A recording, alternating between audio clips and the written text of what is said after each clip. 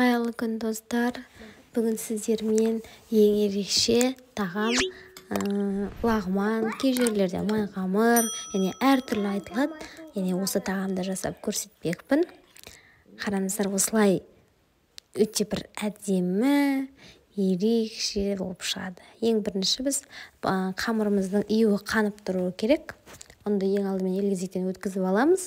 Содан кейін ыдысымызға онды салып, мөлшеріне қарай салып, біз сіздер қанша адамға шақтап істейсіздер, соны саламыз. Одан кейін тұз суымызды алдын ала дайындап қоямыз. Тұзымызды бірінші ерітіп аламыз.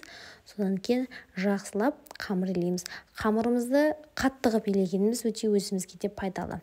Қамырымыз түскенде езілмей, қалпы әдемі болып шығады. Ал сол қамырымыз езілмей әдемі болып шығуы осы біздің қамырымыздың жасалуына байланысты. Қамырымызды ерекше етіп осылай жасасақ. Бұған жұмыртқа қоспасаңыздар да езілмей түседі. Міндетті түрде қамырды өте қатты қылып жасауымыз керек. Қатты болып, мүлдем жайылмай қалады, мүлдем жаюға келмейді емес, ол жаюға келеді. Оны міндетті түрде алдын ала ең бірінші біз тамақты бастамас бұрын осы қамырды дайындап алуымыз керек.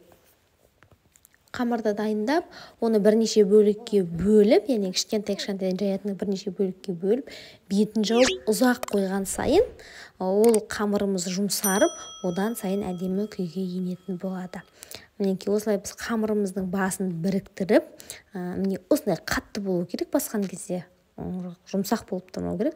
Осылай бетін жауып қалдырамыз. Ал енді біз оған дейін тамағымызды бастаймыз. Ең бірінші табамызға майымызды құямыз ыдысымызға, оның үстіне құйрық майды саламыз. Майды өте аз мөлшерде құйыңыздар. Сөйтіп құйрық майды көбірек салып, осылай жақсылап қызартып қуырамыз. Құйрық майымызды қызарып қуырған құйрық май, ол өте дәмдірек және май өте көбірек болып шықса, өте дәмдірек болады. Оның үстіне туралған еттерімізді саламыз. Кез келген ет болады, тауықтың еті болсын, сиырдың еті болсын, қойдың еті болсын, лақтың еті болсын, кез келген етті қолдана берсеңіздер болады. Осылай етті де жақсылап араластырып, оны да жақсылап қуырып аламыз. Осы етті қуырып жатқан кезде біз керек көкөністерімізді ашып дайындап қоямыз. Бізге болгар бұрышы, сәбіз, пияз, картоп және помидор. Помидор болмаған жағдайда томат пастасын қолдансаңыздар болады.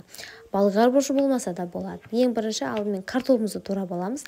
Картопты өте көп мөлшерде ашыңыздар, өйткені біздегі ең басты осы картопымыз көп болса, тамағымыз өте дәмдірек болады. Картопты кішкентай әрі кубиктап 4 бұрышты етіп тураймыз. Видеода көрініп тұрған болу керек, 4 бұрышты осылай тураймыз.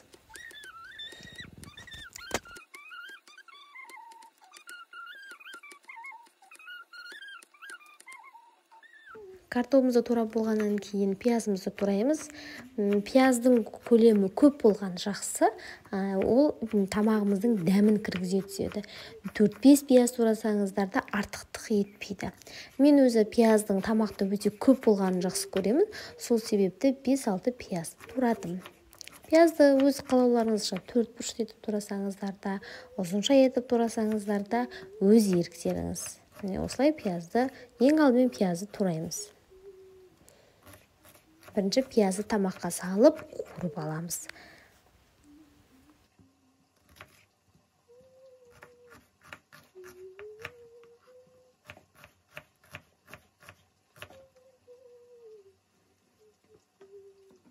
Міне осылай турап дайын болған пиязымызды қуырылып жатқан еттің үстіне саламыз.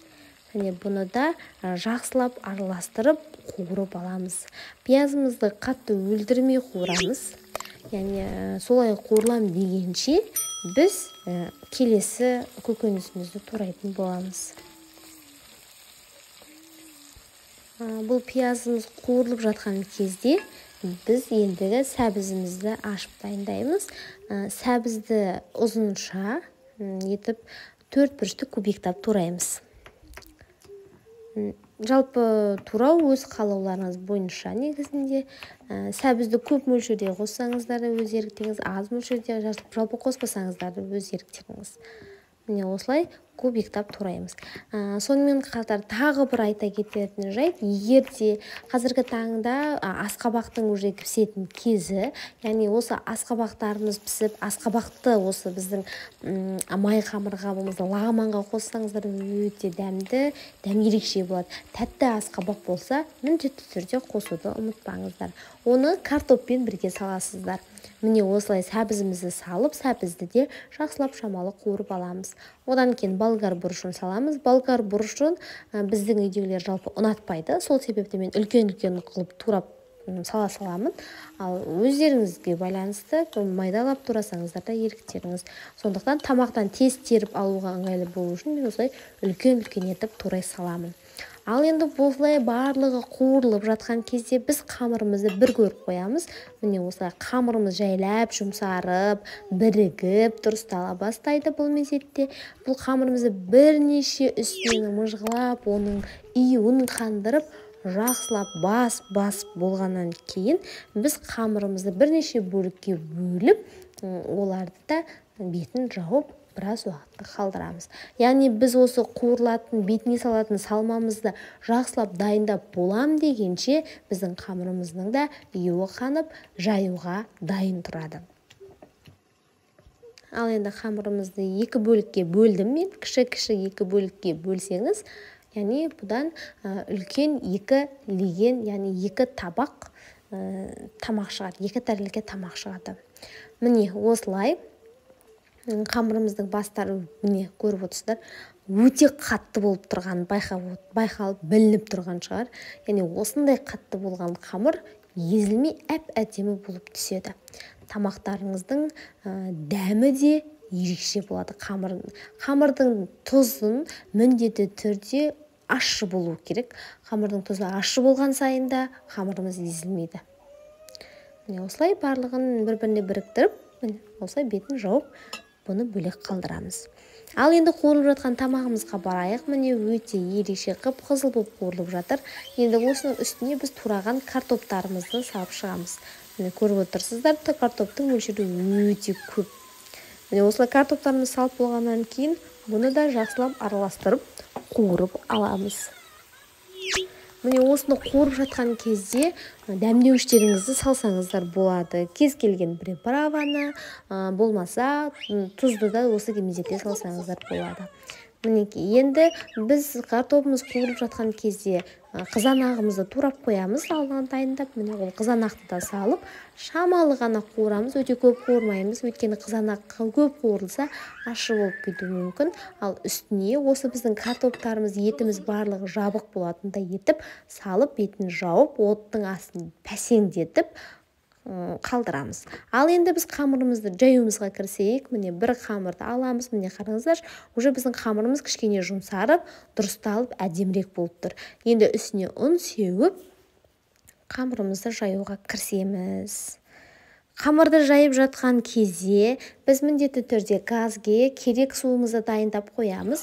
Яғни қандай да бір үлкен ұзындау ыдысқа суымызды құйып, тұзымызды салып, бетін жауып, оттың астын қатты күйде қоямыз. Яғни біздің суымыз дайын тұру үшін. Ал енді қамырымызды жайып бастайық.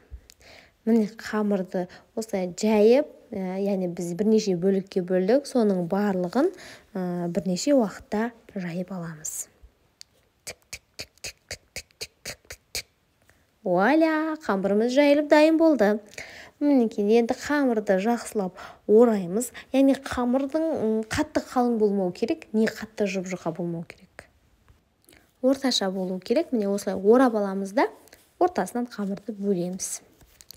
Бұл қамыр осылай түскеннен кейін, бұның да ортасынан бөліп, одан кейін қамырды турайтын боламыз. Мінекей, ең бірінші бетіндегі қамырды алып көрсетейін, қалай турау форматын. Міне осыны аламыз да, ұзын жағымен ораймыз.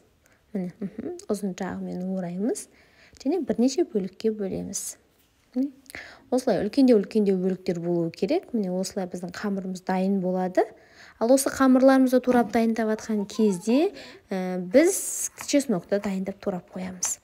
чеснокты біз осы қамырдың бетіне салатын салмаға саламыз. Чеснокты өз еріктеріңіз, жалпы салмасаңыздар да болады. Жалпы тамақтың дәмін одан сайын кіргізе түседі. Егер де дәмдеуіштеріңіз болмаса, осы чеснокты қоссаңыздар болады. Турау тәсілін өздеріңіз еріктеріңізде. Үлкен қылып турасаңыздар да, майда қылып турасаңыздар да болады. Бұны тек тамақтың бетіне салып, тамақтың астын өшіреміз бірінші, сосын тамақтың бетіне саламыз да, бетін жауып қалдырамыз. Ал оған дейін біз қамырымызды сала беретін боламыз. Ең бірінші біз қамырдың суы қайнау керек. Суы қайнағаннан кейін барып қамырды біртіндеп сала бастаймыз. Міне, суымыз біздің қайнады. Енді қамырларымызды үстіне салып шығамыз. Қамырды салып тұрған кезде міндетті түрде араластыруды ұмытпаңыздар. Біздің қамырларымыз бір-біріне жабысып қалады. Судың да тұзын өте ашық алыңыздар, сол кезде қамырларыңыз езілмей әдемі түседі. Міне осылай араластырып, бетін жауып, оттың астын қатты күйде қалдырамыз. Ол жайлап біртіндеп көтеріліп, көпіршік пайда болып, яғни қамырымыз тасуы мүмкін. Сол себепті бетін ашып, қарап араластырып тұруды ұмытпаңыздар. Міне осылай көтерілген кезде жайлап араластырамыз. Сосын біз қамырымызды өзі рең береді. Қамыр сол рең берген кезде күтеміз. Қамырымызды өстіп шамалы қозғап қайтадан бетін жауып қалдырамыз шамалы уақытқа. Міне, қараңыздар, қамырымыз уже біздің пісіп дайын тұр.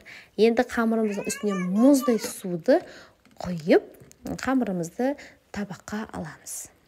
Міне, біздің қамырымыз дайын, өте дәмді, ерекше болады. Міндетті түрде қамырдың тұзын тік және суын да тік қылуларыңыз керек.